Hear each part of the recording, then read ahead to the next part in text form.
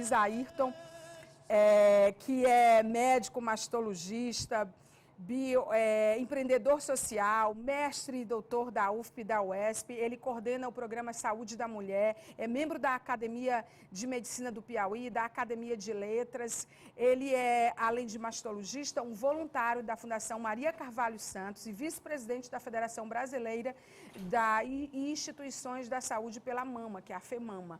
E eu sou muito interessada no modo de agir do Dr. Luiz Ayrton, porque eu acho que ele pautou o câncer de mama, né, a pauta do câncer de mama de um jeito que faz despertar. O Brasil, a gente tem o hábito de só falar sobre as coisas quando elas têm uma data. Eu acho que as datas são importantes porque elas mobilizam muitas forças e frentes em torno de uma causa. Mas falar sobre isso o ano inteiro, para quem precisa ouvir, não é uma tarefa simples. E Dr. Luiz Ayrton, que eu declaradamente sou fã, admiradora do trabalho, da seriedade, do compromisso com que ele faz tudo, tem feito isso cada vez de uma forma mais inovadora. E 2021... pela pandemia, não foi diferente. Ele arregaçou as mangas com a equipe incrível que ele tem e uniu arte a causas, né? E a essa causa do Outubro Rosa, é por isso que eu estou tão bem acompanhada aqui. Já já ele apresenta tudo para a gente. Bem-vindo ao nosso programa. Mais uma vez, obrigado por estar aqui com você. É sempre prazeroso desfrutar desse seu sorriso. Obrigada. Que nos envolve muito bem na televisão, TV e Jornal do Piauí. Antes da gente falar sobre a campanha, exatamente, doutor Luiz Ayrton, muito obrigada, eu gostaria de falar sobre a questão do câncer de mama. Como estamos? Em que página a gente está quando se fala de câncer de mama? Nós temos conseguido, nós mulheres e homens também, fazermos a nossa parte quando diz respeito a uma causa tão importante e que infelizmente foi banalizada por muito tempo. Essas campanhas conseguem escalar de forma que o que a gente deixou de fazer se torne em alguma medida reversível? Bom, antes de mais nada, você fez uma comparação aí muito interessante, o homem e a mulher. Sim. A mulher é mais engajada, por isso que ela se compromete a fazer os exames melhor do que o homem. O homem ele é mais medroso, ele é mais... a saúde para ele não consegue enfrentar sozinho. Então, ou ele leva a filha, ou ele leva a mulher, ou ele leva a mãe, depende da idade que ele tem. Já a mulher não, ela é mais engajada. Veja que nós temos o Outubro Rosa graças ao papel da mulher da sociedade. Sim, sim. A maioria das pessoas engajadas na campanha do Outubro Rosa são mulheres. E a gente não vê uma caminhada dos homens pelo câncer de próstata, que é tão impactante como o de mama. Por isso que eu falo, porque eu vejo sempre como juntos, entendeu? Eu acho que é sempre um problema que ele tem um impacto na vida das pessoas que, independente de ser homem ou mulher, apesar de estar focado na mulher naturalmente, mas eu acho que é um impacto que ele acontece de modo geral, porque são perdas. São pessoas que têm suas vidas prejudicadas de algum modo, que estão ligadas às outras vidas. Uma coisa que a gente pode botar na balança é que a mama é a parte do corpo humano mais estudada. Em todas as áreas da ciência, no corpo humano, a mama é. E também a que é mais acometida pelo câncer. Quando a gente tira a pele, o câncer de mama é o mais incidente. A Organização Mundial de Saúde declara que esse ano ela atingiu o maior número de cânceres existente, é o de mama, supera todos, no mundo como um todo. E é uma doença que vem crescendo. Em termos de Piauí, nós só temos documentado 4 casos em 53, 110 em 91 e agora esperamos 670. Quer dizer, essa comparação mostra claramente a ascensão da doença. Mas o que é bom também mostrar é que, mesmo diante do câncer ser uma doença que vem crescente no mundo inteiro, isso graças à vida industrializada que nós temos hoje, as irradiações que são maiores, os produtos químicos, agrotóxicos, nós estamos agora liberando mais agrotóxicos no nosso país. É bom a gente questionar isso sim, se isso é saudável ou não. Então, de certo modo, ele tem sido crescente, mas ao mesmo tempo também tem sido curado. Hoje nós vemos muito mais mulheres com câncer de mamas curadas do que víamos no passado. Então, hoje nós vemos mais cânceres. Se a gente pergunta para qualquer pessoa que esteja nos ouvindo, você conhece alguém com câncer? Ela vai dizer, conheço alguém que já teve. E metade das pessoas vão dizer, e eu já tive câncer na minha família. Metade das famílias tiveram. Mais ainda, o número de pessoas com câncer de mama tem sido curados, outros cânceres são curados, E agora a gente introduz na sociedade um outro personagem. Nós vamos começar a ver pessoas que tiveram 2, 3 cânceres. Porque se eles se curaram de um, automaticamente continuaram vivendo, continuaram se expondo, é bem provável que a gente vai ter amigos que tiveram um ou o terceiro Que câncer. não se trata exatamente de uma metástase, né? Não, são cânceres novos. Na jornada né, da vida, jornada por da causas vida. diferentes, sem ligação com um ou outro. O Interessante. principal fator para ter câncer é viver. Quando nós vivemos, a cada momento que vivemos, nos expusemos mais ainda, certo? E o mundo está muito contaminado, né? Um compromisso para a gente conter o câncer seria respeitar o meio ambiente. Então, quando a pessoa joga um plástico fora, ela está sem compromisso nenhum com o câncer no mundo. Mas ele também pode ser atingido por isso. Talvez a Maia Veloso não coma plástico, mas o bode come plástico, o porco come plástico, o peixe come plástico, e a Maia Veloso come peixe e boi e porco. E, então, portanto, come plástico. Portanto, come plástico. Então, não é inocente quando a gente destrói o meio ambiente, quando a gente faz queimadas, quando a gente destrói. O rio Puti está aí secando. Não vamos nos iludir, ele pode virar areia. As pessoas estão brincando com isso, né? Então, nós precisamos ter um compromisso de plantar, um compromisso de respeitar a natureza, respeitar os animais. Nós precisamos ter esse compromisso, porque senão nós pagamos um preço muito alto por esse descaso. O que eu acho mais interessante da abordagem que você faz, que não é separado do médico, do mastologista, da pessoa Luiz Ayrton, é esse olhar em relação ao que de fato é negligenciado. Porque geralmente quando eu falo com um médico sobre as doenças negligenciadas, a gente vai para outras áreas, que são as doenças que talvez as vacinas não alcançaram, foram doenças que foram deixando de existir e voltaram por causa das doenças tropicais, por causa da questão do clima e de outras coisas. Mas você traz uma percepção não só sobre o câncer que é negligenciado e o que causa o câncer que é negligenciado. Isso é incrível, porque nos desperta para aquilo que cabe a nós. O né? câncer, ele torna-se desafiador porque ele é multicausal. Não tem uma coisa que cause câncer. Nós temos vários fatores e ainda temos que olhar o hospedeiro, o indivíduo. Então, uma mesma pessoa pode ter um câncer igual a uma outra e a evolução de uma é diferente da outra, porque as condições de defesa do hospedeiro, ou seja, de nós mesmos, são diferentes de um para o outro. Então, fazer esse cruzamento entre o que causa mais o que recebe a doença, aí a gente tem um produto de evolução melhor, pior ou mais ou menos ruim. E o fato de estar tendo mais cura não significa dizer que a gente não tenha que ficar atento à curva de aumento que você acabou de citar ainda há pouco numa linha do tempo. Ser curado de um câncer é mais ou menos assim, a gente recebe um telegrama de Deus que te diz, nunca mais abandone seus exames. Então, é uma cura que vai sempre te deixar vivendo um fantasma, vivendo uma angústia. Então, eu sugiro que a gente tem que fazer... Uma cura com sequelas, né? a gente tem que fazer tudo para não ter, né? Isso aqui é o que a gente tem. É claro que a necessidade de ter um câncer não pode ser culpa de alguém, porque são fenômenos que estamos vivenciando, né? Irradiação, hoje nós temos muito mais irradiação.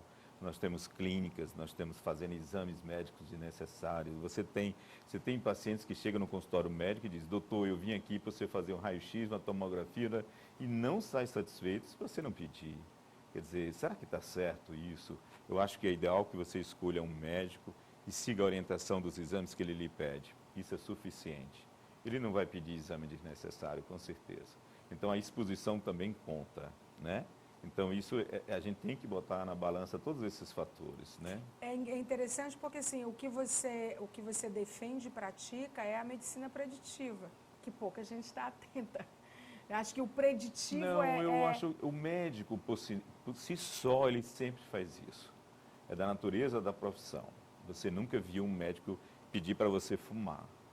E ele sabe que fumo leva a uma sequência de doenças Mas o dentro da preditivo, humanidade. doutor Luiz Ayrton, eu acho que ele está ligado às conexões que o profissional, de onde ele está, independente de que profissional seja, no caso a gente está falando de vocês médicos, as conexões que ele faz. Veja, você sentou aqui, você falou de plástico, você podia estar falando só de câncer de mama, a mulher está mais, que eu vou perguntar, a mulher despertou mais por conta das campanhas, tem um índice de cura que é maior, mas a mulher está mais desperta, ela entende que tem coisa que depende dela, ela pode pegar uma senha, a mulher que está entre 40 e 60 anos, ela deve fazer isso, é obrigação de fazer isso. Mas você faz as conexões. Então, eu acho assim, que o preditivo, ele é muito orientador, é quase como uma bússola do que está por vir, entendeu? Mas a profissão, principalmente na área de saúde, ela contempla 3 tijolos. Um aspecto cognitivo, que é a ciência, o que cada um aprende como ciência. O aspecto psicomotor, é aquele que ele aprende como treino, né? Daquilo que ele está exercitando. Quer dizer, eu entendi que o câncer de mama é isso e aprendi a operar uma mulher com câncer de mama, o psicomotor. E o terceiro é o afetivo. O afetivo é a capacidade da relação com o mundo em que está inserido. Então, tem muito a ver com a sua personalidade, os livros que você leu. Leia livros empreendedores, nunca subversivos, para você ter uma boa formação. Então, você tem que, as ideias, os filmes que você assistiu, os amigos que você teve, né? Quer dizer, se você escolheu amigos que conversam sobre as pessoas, pouco você vai crescer na vida. Se você tem amigo que discute ideias, você vai ser um cara melhor. Tá vendo como é? Não, Sim, não claro. é todo mundo que tem essa pessoa. Eu lembro muito de uma das vezes que eu tive o prazer de entrevistá-lo recente, não faz muito tempo, dos livros. Você lembra que eu pedi para você levar os 10 livros? O que você anda lendo a propósito? Eu estou numa fase de produzir. Eu acho que a Covid me fez escrever. Eu escrevi bastante. Eu estou com 6 livros aí prontos. Mesmo? Sobre o quê? Então, eu resolvi escrever uma espécie de um diário dos anos 2020, porque eu não sei o que as pessoas vão ler daqui a 100 anos, né? Nós temos uma carência quando a gente compara o que a gripe espanhola fez com a gente, traz para o nosso dia a dia. Aconteceu tudo, Maia. As mentiras, os fake news. Já existiam, sempre aconteceu existiram. os genocidas, aconteceu a imprensa médica mundial, a indústria farmacêutica, aconteceu todas as cenas. Então, e a gente nunca pensou que pudesse acontecer, porque nós estamos num tempo, digamos assim, diferenciado. Mas aí, aquilo que é globalização e internet também facilitou mais ainda esse lado ruim das histórias das pandemias. É interessante fazer um recorte como médico e como pessoa, porque você definitivamente... É fácil dizer que nós somos... É difícil separar o profissional da pessoa. Mas no seu caso, isso é muito transparente, entende? E isso é muito potente, porque você tem muita coerência no que você fala. E um recorte com essa percepção do que está acontecendo para ser observado, lido depois, é muito interessante, porque a gente olha para tudo isso que aconteceu no passado dessas pandemias e a gente, até por ser um tempo diferente, a gente não tem tantas fontes, né? As fontes são as mesmas. Exato. Então, né? eu escrevi essa historinha, cronograma Curiosa. 2020. Eu fiz um diário da pandemia, mas um diário de tipo... uma coisa meio divertida, mas ao mesmo tempo curiosa do que aconteceu no trabalho, na vida pessoal, em casa, com os amigos. É quase um caderno de confidências da pandemia. Isso é um relato de um tempo, né? Por isso que às vezes as eu pessoas... escrevi para a minha família, por exemplo, eu quero que a minha filha, os meus netos, as pessoas depois... Porque a gente viveu isso e sobreviveu a isso. Vamos tirar a máscara para bater uma foto? Não, vamos bater com a máscara, porque resiste aquele tempo, né? Sim. Mas vamos aprender uma coisa importante com a máscara. A máscara ensinou, nós todos tínhamos vergonha de usar máscara, mas ela também nos protege e também protege o outro. Se você não teve Covid, eu gostaria muito que você pensasse, eu não matei ninguém. Sim. Porque assim, eu não estou... quero que as pessoas me entendam quando eu digo isso.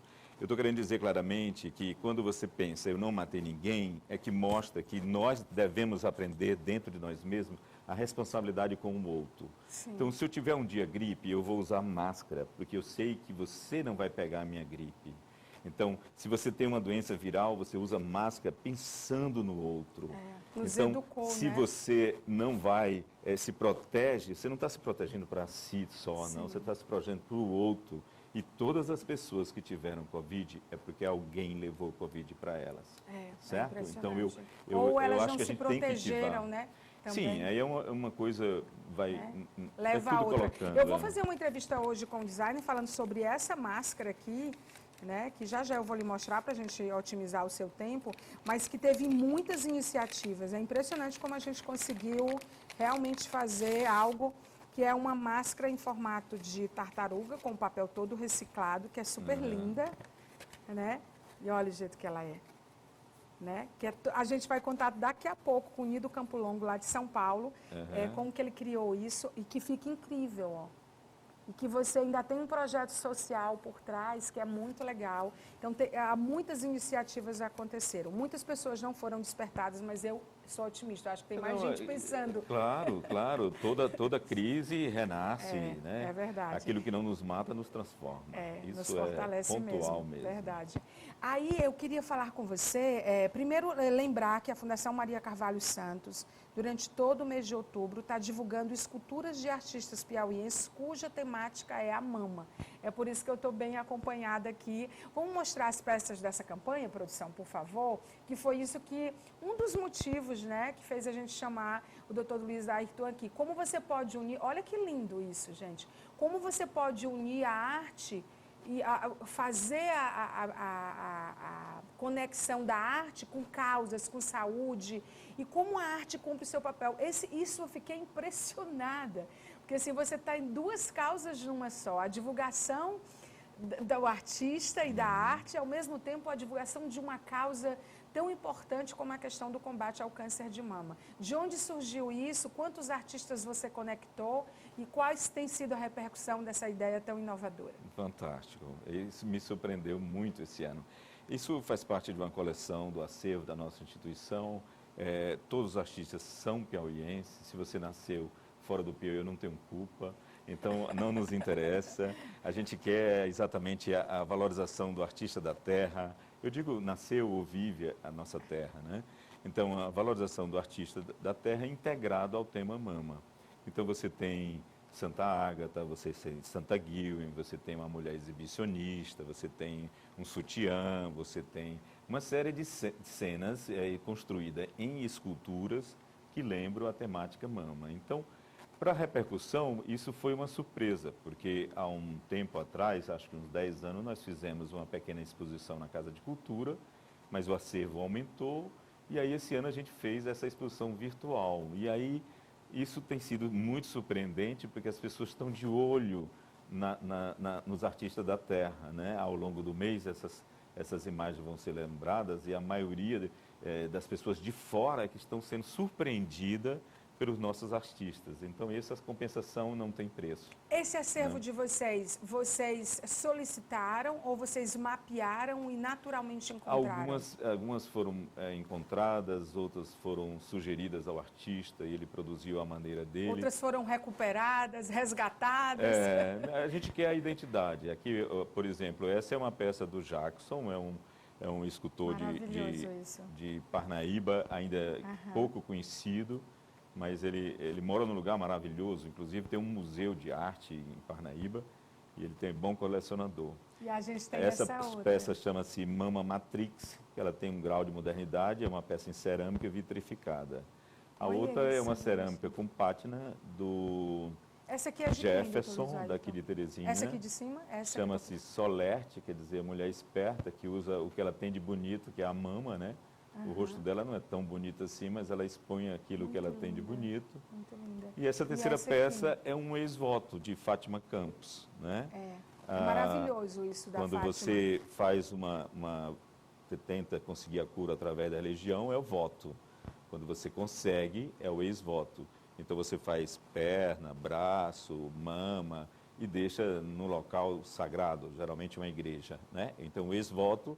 E aí a Fátima fez essa peça, que é uma cerâmica vitrificada. Engraçado, a gente vê muito braço, perna, e vê mama também. Mas vê menos, né? Não, tem bastante. Tem? Acho É que é porque porque eu não normalmente elas são frequento. pequenas e ficam lá embaixo. Eu acho muito curioso, muito É, rico e eu muito ganhei interessante. muitas peças dessas. Eu tenho algumas que foram doadas pelas Eu próprias lembro que pacientes. no seu consultório tem uma exposição. É, Antes de passar pela consulta, você é ali o impactado por... Osmi montou fez uma instalação com esses ex-votos uma Maravilhoso vez aquilo. e ficou muito bacana. Ele usou todos os ex-votos, a maioria deles em madeira, mas você tem em vela, em cerâmica, em gesso, uma série de coisas que vão Maravilhoso. garantir. Você sempre gostou disso e fez essa conexão. Agora, tornar isso uma campanha e chamar a atenção do Brasil inteiro para isso através da arte foi muito interessante. Eu Tá acho sendo. que aí tem uma palavra que, vamos dizer, integra tudo isso, que é Piauí, né? Os artistas são piauienses, a campanha daqui, então a gente projeta um trabalho que nós fazemos em Teresina, então isso é a palavra-chave, certo? Disso tudo. Muito E eu bom. espero que os artistas ganhem pontos Brasil Sim, afora com esse sim, trabalho. com certeza, maravilhoso isso. E aí, só lembrando, a questão só das chances de cura, da importância do exame, só para a gente fechar com o serviço completo. Mulheres precisam fazer esse exame, precisam fazer o autoexame, precisam se tocar, precisam prestar atenção em si mesmas para evitar. Acho que o caminho é por aí. Continua sendo esse caminho. Existe Quando outro? Cássia Kiss apresenta-se pela primeira vez aquela mulher nua na TV, ele diz: a cura está nas suas mãos. Isso era 1989. Naquela época não tínhamos os exames que nós temos hoje.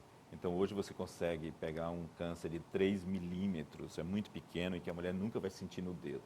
Então não é autoexame, é autocuidado.